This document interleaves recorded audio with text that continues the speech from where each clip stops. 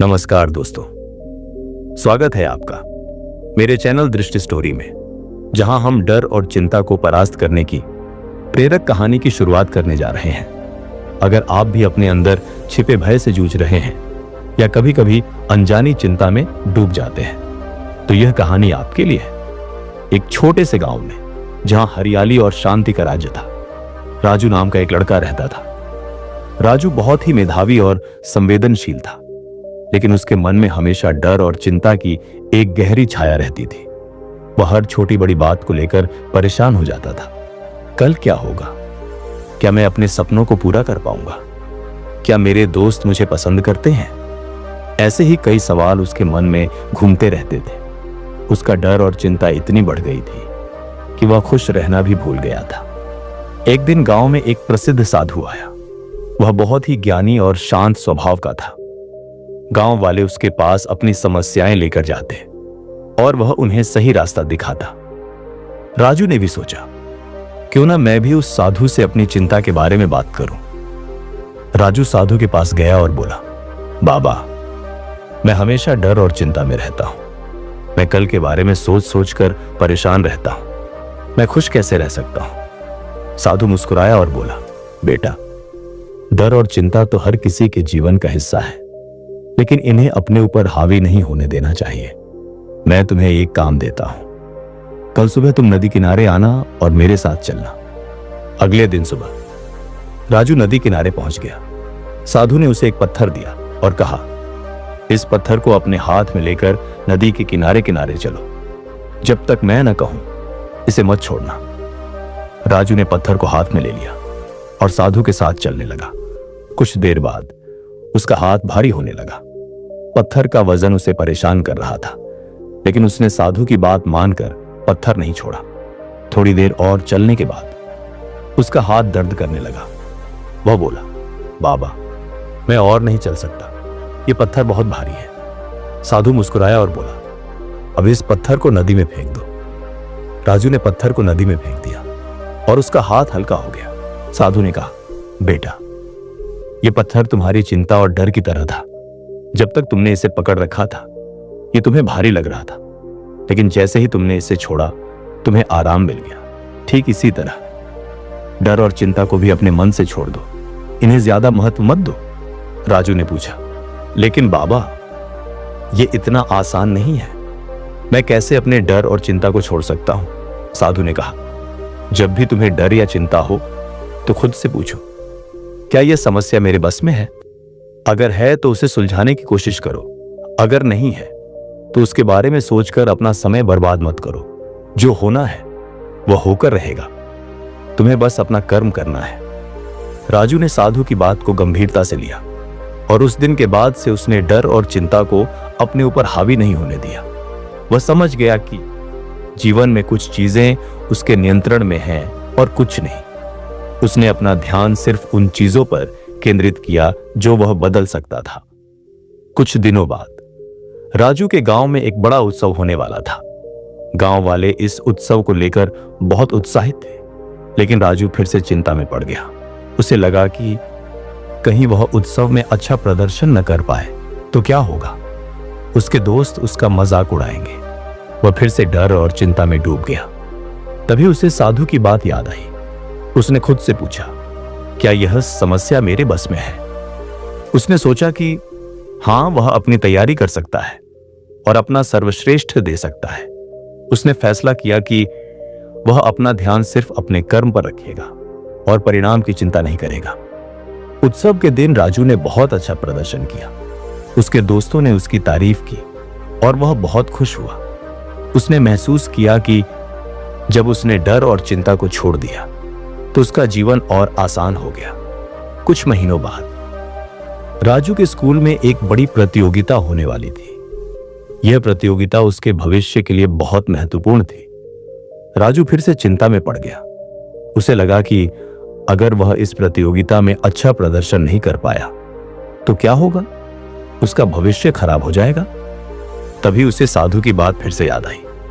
उसने खुद से पूछा, क्या यह समस्या मेरे बस में है? उसने सोचा कि हां, वह मेहनत कर सकता है और अपनी तैयारी को और बेहतर बना सकता है। उसने फैसला किया कि वह अपना ध्यान सिर्फ अपनी तैयारी पर रखेगा और परिणाम की चिंता नहीं करेगा। राजू ने कड़ी मेहनत की और प्रतियोगिता के दिन उसने अपना सर्वश्रेष्ठ प्रदर्शन किया। उसने प्रतियोगिता जीत ली और उसका भविष्य उज्जवल हो गया। उसने महसूस किया कि जब उसने डर और चिंता को छोड़ दिया तो उसकी क्षमता और बढ़ गई। राजू ने सीख लिया कि जीवन में डर और चिंता तो आएंगे, लेकिन उन्हें अपने ऊपर हावी नहीं होने देना चाहिए। उसने साधु की बात को अपने जीवन का मंत्र बना लिया और हमेशा खुश रहने लगा। तो साथियों, इस कहानी से हमें यह सीखने को मिलता है कि डर और चिंता हमारे जीवन का हिस्सा है, लेकिन इन्हें हमारे ऊपर हावी नहीं होने देना चाहिए। जो चीजें हमारे नियंत्रण में नहीं हैं, उनके बारे में सोचकर समय बर्बाद करने की बजाय हमें अपना ध्यान उन चीजों पर केंद्रित करना चाहिए जिन्हें हम बदल सकते हैं। जीवन को सरलता से जीने में ही खुशी है। दूसरा अध्याय। प्राचीन काल में हिमालय की तलहटी में अमृतपुर नाम का एक समृद्ध राज्य था। यहां के लोग शांतिप्रिय, विद्वान और परिश्रमी थे। राजा वीरेंद्र सिंह अपने न्यायप्रिय शासन के लिए प्रसिद्ध थे, लेकिन पिछले कुछ वर्षों से राज्य एक भयानक भय से ग्रसित था। अमृतपुर के पश्चिम में एक विशाल अंधेरी गुफा थी, जिसे लोग काल गह्वर कहते थे। इस गुफा से रात के समय अजीब अजीब आवाजें आती थी। जिसने भी उसमें प्रवेश किया वह कभी लौट कर नहीं आया। लोगों का विश्वास था कि इस गुफा में एक भयंकर दैत्य भयराक्षस रहता है, जो हर आगंतुक को निगल जाता है। इस भय के कारण लोग रात में अपने घरों से बाहर निकलने से डरते थे। किसानों ने खेतों में जाना बंद कर दिया, व्यापारियों ने यात्राएं रोक दी और राज्य के योद्धा भी असहाय महसूस करने लगे। राजा वीरेंद्र सिंह इस संकट से बहुत चिंतित थे। उसी समय एक युवा विद्वान और योद्धा अजय राज्य में आया। अजय कोई साधारण व्यक्ति नहीं था।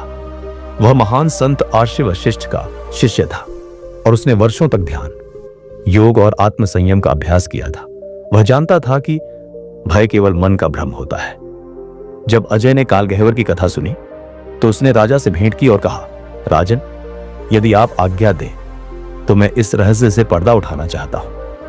राजा चिंतित थे। उन्होंने कहा, पुत्र, कई वीर योद्धा उस गुफा में गए, लेकिन कोई वापस नहीं आया।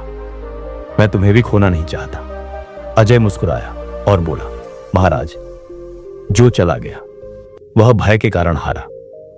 मैं सत्य की खोज में जा रहा हूं और सत्य अजय होता है। राजा ने अजय को अनुमति दी, लेकिन पूरे राज्य में एक बेचैनी थी।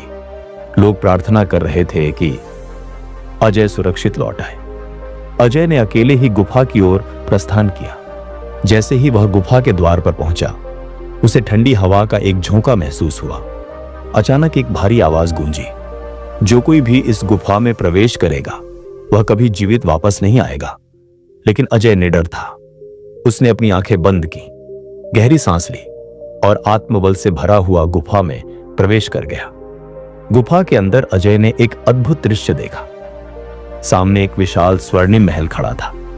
उसकी दीवारें हीरे जवाहरात से जड़ी थी। महल के द्वार पर एक सुंदर स्त्री खड़ी थी, जो मधुर स्वर में बोली, हे वीर, यह स्वर्ण महल तुम्हारा है। इसमें तुम्हें अपार सुख और वैभव मिलेगा, लेकिन एक शर्त है, तुम काल गह्वर के रहस्य की खोज छोड़ दो। अजय समझ गया कि यह एक माया है जो उसे उसके लक्ष्य से भटकाने आई है। उसने अपनी आंखें बंद की और ध्यान लगाया। जैसे ही उसने अपने भीतर की चेतना को जागृत किया, महल और स्त्री दोनों ही अदृश्य हो गए। यह भ्रम की पहली परीक्षा थी, जिसे अजय ने सफलतापूर्वक पार कर लिया। अजय आगे बढ़ा तो अचानक चारों ओर घना अंधकार फैल गया। उसे अपने माता पिता, गुरु और मित्रों की चीखें सुनाई देने लगी, अजय, हमें बचाओ, हम पीड़ा में हैं। यह सुनकर उसका हृदय विचलित हो गया, लेकिन उसने तुरंत अपने मन को शांत किया और सोचा, यदि मेरे प्रियजन वास्तव में संकट में होते तो उनकी आत्माएं इतनी भयभीत नहीं होती। यह केवल मेरे मन का भय है। जैसे ही उसने इस विचार को स्वीकार किया और भय को त्याग दिया, अंधकार छूट गया और गुफा पूर्ण प्रकाशित हो गई। यह भय को जीतने की दूसरी परीक्षा थी। अब अजय गुफा के सबसे गहरे भाग में पहुंचा। वहां एक विशाल सिंहासन था, जिस पर भय राक्षस बैठा था। उसकी आंखें अंगारों की तरह दहक रही थी और उसकी भारी आवाज गूंजी, मूर्ख मनुष्य, तुमने मेरी गुफा में प्रवेश करने की हिम्मत कैसे की? अजय ने निडर होकर उत्तर दिया, मैं सत्य की खोज में आया हूं। यदि तुम वास्तविक हो तो मुझ पर आक्रमण करो। भय राक्षस क्रोधित हुआ और गुफा की दीवारें कांपने लगी, लेकिन अजय स्थिर रहा। उसने अपनी तलवार नहीं निकाली, बल्कि ध्यान की मुद्रा में बैठ गया। जैसे ही उसने अपनी आत्मशक्ति को जागृत किया, भय राक्षस की आकृति धुंधली होने लगी। उसकी भयानक छवि धीरे धीरे विलुप्त हो गई। अजय को समझ आ गया कि यह राक्षस असल में मन का भय था, और जो कोई भी इसे स्वीकार कर लेता था वह इसे मिटा सकता था। गुफा में अब दिव्य प्रकाश फैल चुका था। अजय ने देखा कि वहां कई सैनिकों और विद्वानों के अवशेष थे जो अपने भय के कारण हार गए थे। जब वह गुफा से बाहर निकला तो पूरा राज्य उसकी प्रतीक्षा कर रहा था। राजा वीरेंद्र सिंह ने उसे गले लगा लिया और कहा, पुत्र, तुमने असंभव को संभव कर दिया। अजय ने कहा, महाराज, असंभव कुछ नहीं होता, केवल हमारा भय हमें कमजोर बनाता है। यदि हम अपने भय का सामना करें और आत्मबल को जागृत करें तो हम किसी भी संकट को जीत सकते हैं। उस दिन के बाद से अमृतपुर के लोग भयमुक्त हो गए। उन्होंने सीखा कि डर और चिंता केवल मन की कल्पना होती है। जब तक हम इनसे डरते हैं वे हमें नियंत्रित करते हैं, लेकिन जब हम इनका सामना करते हैं तो वे नष्ट हो जाते हैं। कथा का सार, भय से मत भागो, उसका सामना करो। आत्मविश्वास और धैर्य से हर डर को जीता जा सकता है। दोस्तों, अगर आप इस वीडियो को यहां तक देख चुके हैं तो इसका मतलब आपको पसंद आ रहा है। तो क्यों ना सब्सक्राइब भी कर ले, फ्री है। इससे हमें भी और अच्छी प्रेरणादायक कहानी लाने में मोटिवेशन मिलती है। तो चलिए वीडियो में आगे बढ़ते हैं। तीसरा अध्याय। रोहन एक सामान्य युवक था जो एक प्रतिष्ठित कंपनी में काम करता था। वह होशियार और मेहनती था, लेकिन पिछले कुछ महीनों से उसकी जिंदगी उलझनों से भर गई थी। उसे हर वक्त चिंता लगी रहती थी। क्या मैं अपनी नौकरी सुरक्षित रख पाऊंगा? क्या मैं अपने परिवार को खुश रख सकता हूं? अगर मैं असफल हो गया तो क्या होगा? हर रात वह सोचता और परेशान रहता। उसका आत्मविश्वास कम होने लगा था। ऑफिस में छोटी छोटी समस्याएं उसे बड़ा बोझ लगने लगी। वह हर चीज के सबसे बुरे परिणाम के बारे में सोचता और अंदर ही अंदर घुटता रहता। एक दिन जब उसकी कंपनी में छंटनी की अफवाहें फैलने लगी तो उसकी चिंता और बढ़ गई। वह खुद को असहाय महसूस करने लगा। हर दिन उसे डर सताने लगा कि कहीं अगला नंबर उसका ना हो। रोहन का बचपन का दोस्त अजय एक मनोवैज्ञानिक था जो लोगों को तनाव और चिंता से बाहर निकालने में माहिर था। जब अजय को रोहन की हालत का पता चला तो उसने उसे मिलने के लिए बुलाया। अजय ने मुस्कुराकर पूछा, कैसा लग रहा है तुझे? रोहन ने निराशा से कहा, सब कुछ खराब हो रहा है। मैं हर समय डर में जी रहा हूं। अगर मैं अपनी नौकरी खो दूं तो? अगर मैं किसी बड़े संकट में फंस गया तो? अजय ने शांत स्वर में कहा, डर तब बढ़ता है जब हम केवल उसके बारे में सोचते रहते हैं, लेकिन उसका सामना नहीं करते। चल, आज तुझे एक जगह ले चलता हूं। अजय रोहन को शहर के बाहरी इलाके में स्थित एक एडवेंचर पार्क ले गया। वहां ऊंचाई से कूदने, तेज रफ्तार झूलों पर बैठने और खतरनाक रास्तों से गुजरने की कई चुनौतियां थी। रोहन ने घबरा कर कहा, तू मुझे यहां क्यों लाया? मुझे यह सब बिल्कुल पसंद नहीं। अजय हंसकर बोला, यही तो तेरा असली इम्तिहान है। जब तक तू अपने डर को हकीकत में नहीं देखेगा तब तक उससे बाहर नहीं निकल पाएगा। पहली चुनौती थी 50 फीट ऊंची रस्सी पर चलना। रोहन का दिल जोरों से धड़कने लगा। वह पीछे हटने लगा, लेकिन अजय ने उसे प्रोत्साहित किया। देख, डर से भागना सबसे आसान तरीका है, लेकिन जीतने का तरीका सिर्फ एक है, एंडर का सामना कर। रोहन ने धीरे धीरे कदम बढ़ाया। पहले कुछ सेकंड में उसका पूरा शरीर कांप रहा था, लेकिन जब उसने ध्यान केंद्रित किया और अपनी सांसों को नियंत्रित किया तो उसे लगा कि डर कम होने लगा। जैसे ही उसने अंतिम कदम बढ़ाया, वह पूरी तरह संतुलन में आ चुका था। उसने पहली चुनौती पार कर ली थी।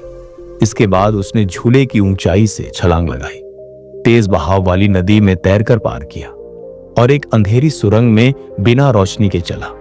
हर चुनौती के साथ उसका आत्मविश्वास बढ़ता गया। रात के समय जब वे दोनों पहाड़ के ऊपर बैठे थे, अजय ने पूछा, अब कैसा महसूस कर रहा है? रोहन ने राहत की सांस लेते हुए कहा, आज पहली बार महसूस हुआ कि डर सिर्फ एक मानसिक बाधा है। जब मैंने हर चुनौती को पूरा किया तब एहसास हुआ कि असली खतरा उतना बड़ा नहीं होता जितना हम उसे अपने दिमाग में बना लेते हैं। अजय ने समझाया, बिल्कुल सही। डर तब तक हमारा पीछा करता है जब तक हम उसका पीछा नहीं करते। अगर हम डर को चुनौती दें तो वह खुद ही कमजोर पड़ जाता है। कुछ हफ्तों बाद जब रोहन ऑफिस में बैठा था तब बॉस ने सबको बुलाया और कहा कि कंपनी कुछ कर्मचारियों को निकालने वाली है। हालांकि रोहन को अब कोई डर नहीं था। उसने सोचा, अगर मैं इस नौकरी में नहीं रहा तो और मौके मिलेंगे। अगर मैं अपने डर से हार मान लूं तो असली हार होगी। उस दिन के बाद से रोहन ने कभी भी चिंता को अपने ऊपर हावी नहीं होने दिया। उसने अपनी स्किल्स को बेहतर किया, अपनी सोच को सकारात्मक बनाया और किसी भी समस्या को शांत मन से हल करने लगा। धीरे धीरे उसका आत्मविश्वास बढ़ता गया। उसने खुद को इतना मजबूत बना लिया कि किसी भी परिस्थिति में डर उसे रोक नहीं सकता था। डर सिर्फ एक मानसिक बाधा है। अगर हम उसे तर्क और आत्मबल से चुनौती दें तो वह दूर हो जाता है। स्थिति से भागने के बजाय उसका सामना करना चाहिए। जब हम समस्या को देखेंगे तभी उसका हल निकाल पाएंगे। हर डर का सामना करने से आत्मविश्वास बढ़ता है। जब हम बार बार अपने डर को चुनौती देंगे तो धीरे धीरे वह कमजोर हो जाएगा। रोहन की कहानी हमें यह सिखाती है कि डर और चिंता तब तक हमारा पीछा करते हैं जब तक हम उनका सामना नहीं करते। अगर हम हर मुश्किल को अवसर की तरह लें और आत्मविश्वास बनाए रखें तो कोई भी डर हमें रोक नहीं सकता। अंधकार का सामना करने से ही प्रकाश मिलता है। चौथा अध्याय। एक समय की बात है। महात्मा बुद्ध अपने शिष्यों के साथ मगध राज्य के एक छोटे से गांव में पहुंचे। गांव के लोग बुद्ध की शिक्षाओं से बहुत प्रभावित थे और बड़ी श्रद्धा से उनका स्वागत किया। गांव में बुद्ध के आगमन की सूचना आग की तरह फैल गई और हर ओर चर्चा होने लगी। लेकिन उसी गांव में एक धनी और अहंकारी व्यक्ति रहता था जिसका नाम कुष्ठक था। वह बुद्ध को पसंद नहीं करता था। उसे लगता था कि बुद्ध केवल भ्रम फैलाते हैं और लोगों को उनके पारंपरिक धर्म और कर्मकांड से दूर कर रहे हैं। कुष्ठक स्वभाव से बहुत क्रोधी था और उसे जल्दी गुस्सा आ जाता था। जब उसने सुना कि पूरा गांव बुद्ध की शिक्षाओं को सुनने के लिए एकत्र हो रहा है तो वह बहुत नाराज हुआ। उसने तय किया कि वह बुद्ध को सार्वजनिक रूप से नीचा दिखाएगा और उन्हें सबके सामने अपमानित करेगा। अगले दिन भी जब बुद्ध गांव के पीपल के वृक्ष के नीचे ध्यान कर रहे थे, कुष्ठक वहां पहुंचा। उसने बिना किसी संकोच के बुद्ध को अपशब्द कहना शुरू कर दिया। तुम कौन हो? तुमने जीवन में कोई परिश्रम नहीं किया, फिर भी लोग तुम्हारी पूजा करते हैं। तुम्हारा कोई घर नहीं, कोई संपत्ति नहीं, फिर भी लोग तुम्हें सम्मान देते हैं। तुम लोगों को छल रहे हो, उन्हें गलत मार्ग दिखा रहे हो। गांव वाले भयभीत हो गए। बुद्ध के शिष्य भी आश्चर्यचकित थे कि इतनी शांति और करुणा से भरे व्यक्ति को कोई इतना भला बुरा कैसे कह सकता है। लेकिन बुद्ध बिना किसी प्रतिक्रिया के शांति से बैठे रहे, जैसे कुछ हुआ ही ना हो। कुष्ठक की बातें समाप्त होने के बाद बुद्ध ने मुस्कुराकर उससे पूछा, मित्र, यदि कोई तुम्हें एक उपहार दे और तुम उसे स्वीकार न करो तो वह उपहार किसके पास रहेगा? कुष्ठक चौंक गया। उसने सोचा कि यह तो बहुत साधारण प्रश्न है। उसने तुरंत उत्तर दिया, यदि मैं उपहार स्वीकार नहीं करता तो वह देने वाले के पास ही रहेगा। बुद्ध ने कहा, ठीक वैसे ही तुम मुझे जो क्रोध और अपशब्द दे रहे हो, मैं उन्हें स्वीकार नहीं करता। ये अब भी तुम्हारे पास ही है। गांव वाले बुद्ध की इस प्रतिक्रिया से चकित रह गए। कुष्ठक भी आश्चर्यचकित था। उसने कभी सोचा भी नहीं था कि कोई इस प्रकार उत्तर दे सकता है। बुद्ध ने आगे कहा, क्रोध आग की तरह होता है जो सबसे पहले क्रोधित व्यक्ति को ही जलाता है। जब कोई तुम्हें अपमानित करता है या क्रोध दिलाता है तो यह तुम्हारे ऊपर है कि तुम उस क्रोध को अपनाते हो या उसे वहीं छोड़ देते हो। अगर तुम उसे अपनाते हो तो वह तुम्हें ही जलाएगा लेकिन यदि तुम उसे स्वीकार नहीं करते तो वह उसी व्यक्ति के पास रह जाता है जिसने उसे भेजा था। कुष्ठक यह सुनकर चुप हो गया। उसने कभी सोचा ही नहीं था कि क्रोध को इस तरह भी देखा जा सकता है। बुद्ध की बातों ने कुष्ठक के हृदय को छू लिया। वह धीरे धीरे शांत होने लगा। उसे महसूस हुआ कि उसने बुद्ध के बारे में गलत धारणा बना रखी थी। वह शर्मिंदा होकर बोला, मुझे क्षमा करें प्रभु, मैंने आपको बिना समझे ही अपमानित किया। बुद्ध ने प्रेमपूर्वक कहा, तुम्हें क्षमा मांगने की आवश्यकता नहीं है। अज्ञानता से उत्पन्न क्रोध स्वाभाविक है, लेकिन ज्ञान और समझदारी से इसे समाप्त किया जा सकता है। कुष्ठक बुद्ध के चरणों में गिर पड़ा और उनसे दीक्षा लेने की प्रार्थना की। बुद्ध ने उसे प्रेमपूर्वक उठाया और उसे ध्यान और अहिंसा का मार्ग अपनाने की सलाह दी। कुष्ठक का हृदय पूरी तरह बदल चुका था। वह अब पहले की तरह क्रोधित नहीं होता था।